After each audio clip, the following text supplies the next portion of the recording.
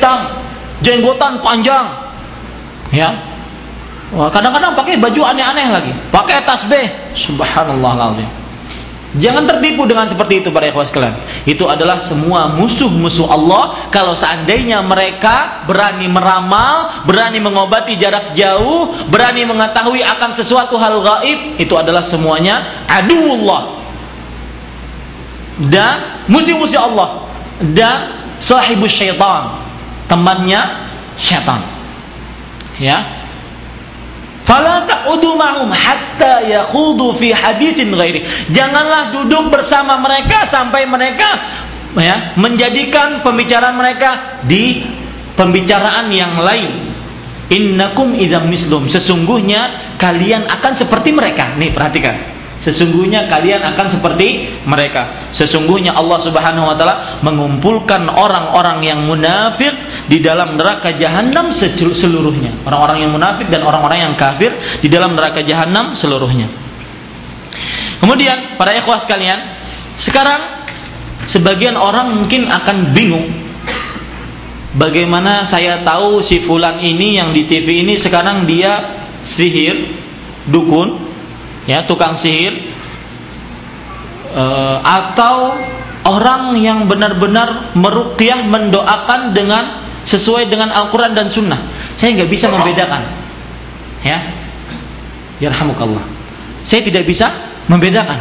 Bagaimana saya bisa membedakan ini tukang sihir, dukun, ramal, tukang pelet, tenung, dan ini yang baik-baik, yang sesuai dengan Al-Quran dan Sunnah. Maka di sana ada tanda-tanda, ciri-ciri tukang sihir. Tanda yang pertama, dia menanyakan nama Anda dan nama ibu Anda, bukan nama bapak. Ya, kenapa? Siapa yang tahu jawabannya? Kenapa menanyakan nama ibu, bukan nama bapak? Karena kalau menanyakan ibu dia menggunakan bahwasanya dia anak zina. Iya. Kalau seandainya, karena kenapa dia menanyakan nama ibu? Karena ketika dia menanyakan nama ibu, berarti si fulan ini akhirnya bernama apa? Misalkan namanya yang asal namanya ya Abdullah binti fulana. Berarti seorang anak yang tidak ada bapaknya berarti anak zina. Nah, maka mulai saat itulah dia sudah menghinakan dirinya ya di hadapan jin, di hadapan syaitan.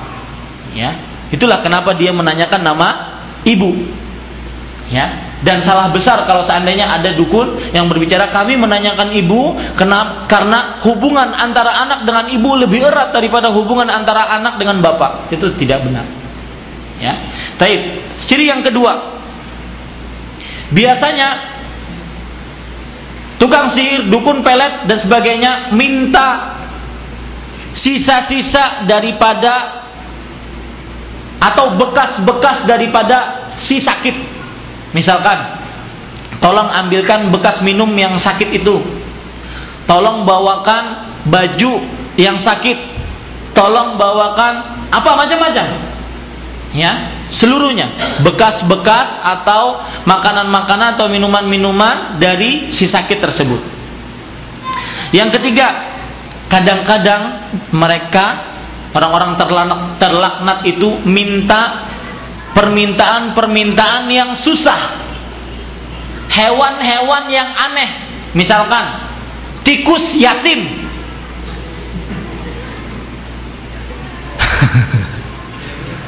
Tikus yatim, subhanallah, susah nyarinya tikus yatim tuh, ya.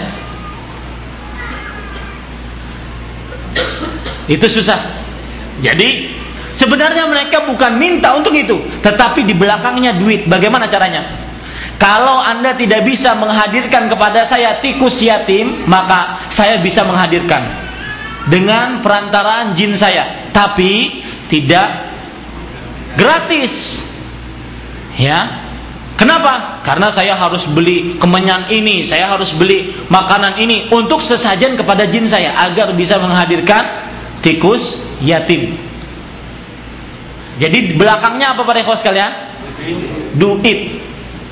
Ya, taib.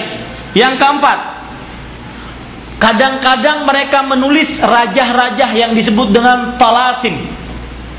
ya, menulis raja-raja, angka-angka tertentu, kemudian misalkan ini, ya, misalkan ini kertas putih, di sekelilingnya itu bacaan atau ayat-ayat Al-Quran, kemudian di sininya penuh dengan pedang atau angka-angka tertentu. Itu semua adalah perbuatan sihir dan minta kepada sihir. Dan perlu diketahui para ikhwah sekalian, setiap huruf itu ada angkanya, dan setiap angka ada gambarnya, dan setiap gambar ada makna-makna tertentu. Dan kebanyakan mereka menulis itu adalah untuk menghinakan Al-Quran dan menghinakan Allah, kemudian Rasulullah Sallallahu Alaihi Wasallam.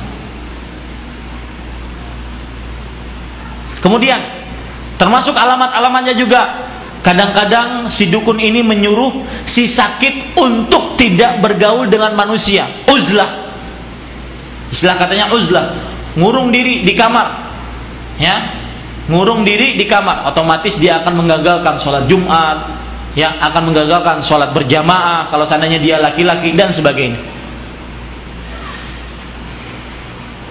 Kemudian tanda yang lain juga, kadang-kadang si dukun ini atau tukang tenun, pelet dan segala macamnya ini menyuruh untuk menimbun sesuatu di dalam tanah, mengubur sesuatu di dalam tanah, sesuatu tertentu di dalam tanah.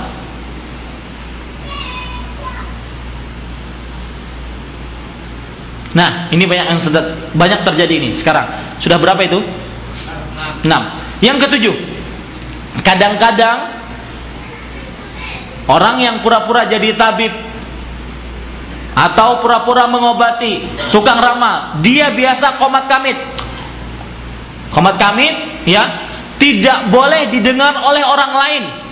Nah, itu tanda bahwasanya dia adalah tukang sihir yang terlaknat.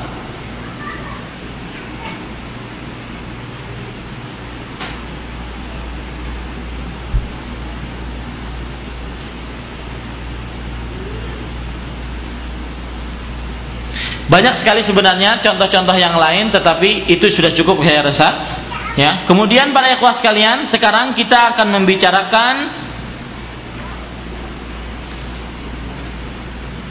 membuka sihir dengan sihir, ya, membuka sihir. Apa hukumnya menghilangkan orang yang kena sihir, kemudian kita panggil dukun tertentu untuk memasukkan untuk mengobati orang yang kena sihir ini? Otomatis dukun tersebut juga harus menggunakan sihir. Para ikhwah sekalian, sebelum kita membicarakan ini, ketahuilah kaum muslimin dimanapun anda berada, ketahuilah bahwasanya mendatangi dukun, tukang ramal, para tidak normal, tukang pelet, tukang tenung, tabib yang mengobati jarak jauh, itu termasuk yang diharamkan, bahkan sangat berbahaya. Coba lihat hadis Nabi Muhammad sallallahu alaihi wasallam. Di dalam Sahih Muslim, Rasulullah sallallahu alaihi wasallam bersabda, "Man ata 'arrafan, ya, falam tuqbal lahu fasa'alahu an syai', lam tuqbal lahu salatun arba'ina yauman." Artinya, barang siapa yang mendatangi arraf, tukang ramal dan konco-konconya, kemudian dia menanyakan sesuatu, maka tidak akan diterima darinya salat 40 hari. Hadis riwayat Imam Muslim dengan sanad yang sahih.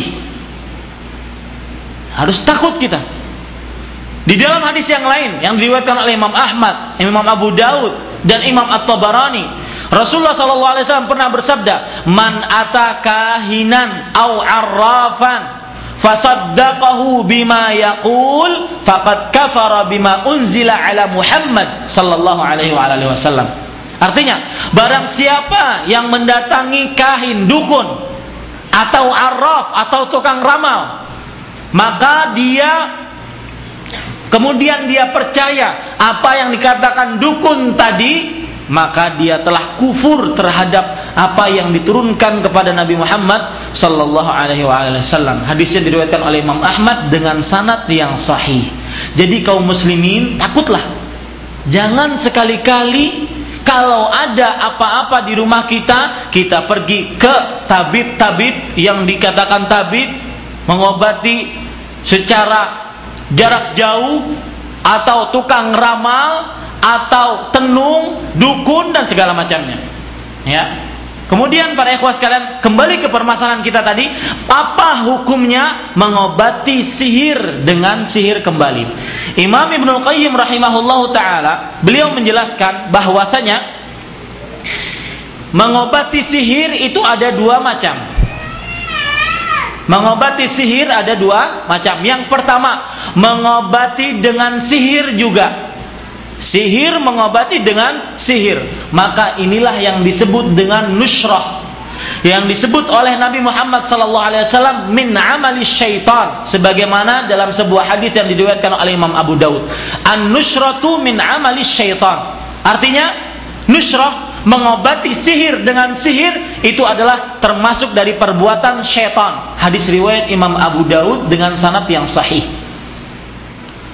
Itu cara yang pertama, dan itu muharram.